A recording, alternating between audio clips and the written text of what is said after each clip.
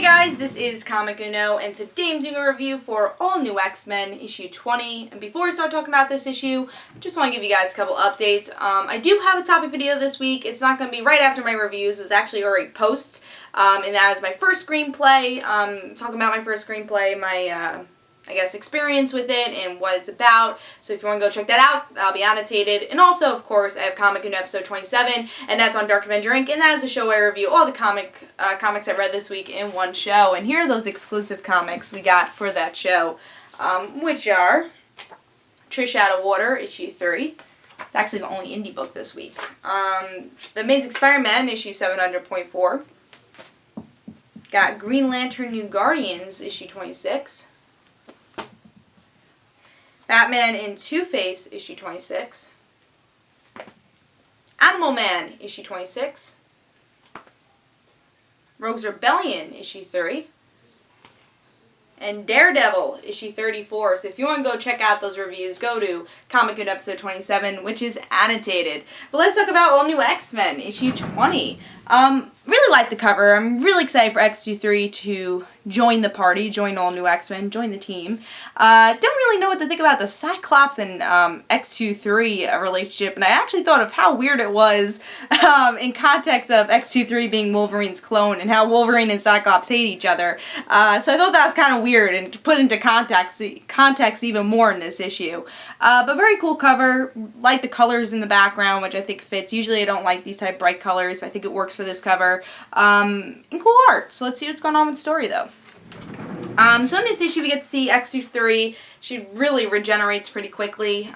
She remembers everything, and she's still traumatized by what happened in Avengers Arena. So if you like that series, I think you're getting a little bit more benefit with this. You're getting to see a little bit more of a traumatized X-23. And Jean Grey's trying to read her mind. She's like, and Kitty's like, I wouldn't read her mind. There's people that you read their minds, and there's people you don't read their minds. And let me just tell you, Laura's not a person you read their minds. So Kitty tries to give that a little advice to Jean. And then we have a little bit of a Cyclops X-23 relationship growing, but it's a little misleading here. They do not kiss. I don't even think they're close to kissing here. There's chemistry, sure, but there's no kissing. There's hardly a hug here. X-23 is just like, why did you hug me? There's a lot of hugs in this series in general, but all the time they make it really funny and awkward. But, you know, X-23 is like, I don't hug, especially with the audience. So, of course, you get that comedy that I really, truly love and what Bendis has been doing with All New X-Men. And I truly love that because there's a lot of great action moments, but there's just a lot of great comedy, too. But then we continue more with that mutant-hating Catholic, or not Catholic, but religious group.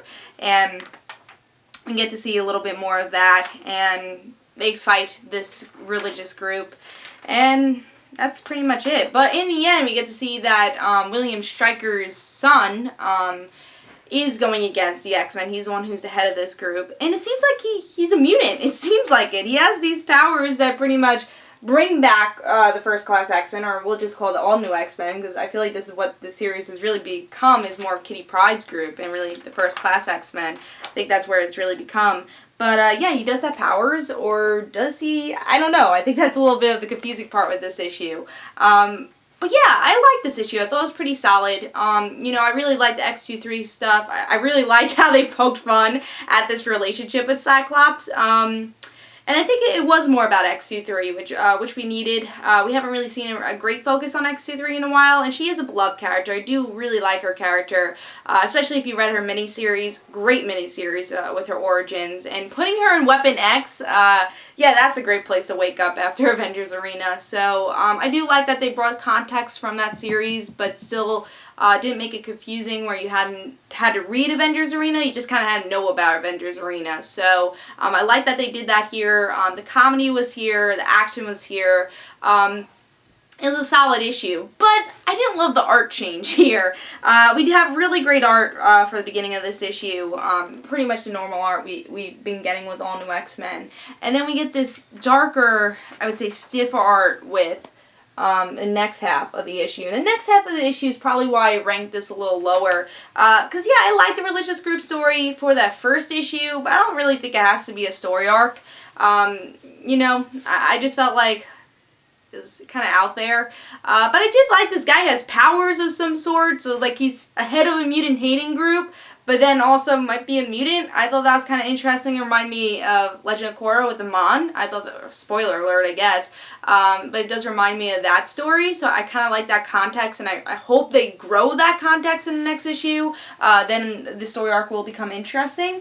But overall, very solid issue. I'm really excited for X-23 to join this team, and I think she just brings a lot to the table. And this series feels more organic with the team roster, because we have the First Class X-Men, we have Kitty, but then issues later we get X-23. So it's adding one person each time, or, minusing a person like we had with Angel a couple issues ago. But it's very organic the way they do it, not like, oh cool, we have Nightcrawler, let's just put him here. Oh cool, we have Firestar, let's put her here. It's less of that and more really organic with this series, how they're building this team. So I do like that about All New X-Men, and this is definitely one of my favorite series that is going on right now. So pick it up. 4 stars. It was a pretty solid issue. Hope you guys enjoyed. This is Comic Uno, and guys, don't forget to follow me on Twitter for Comic Uno and their situations, and don't forget to like my Facebook page, and I'll see you guys later. Bye.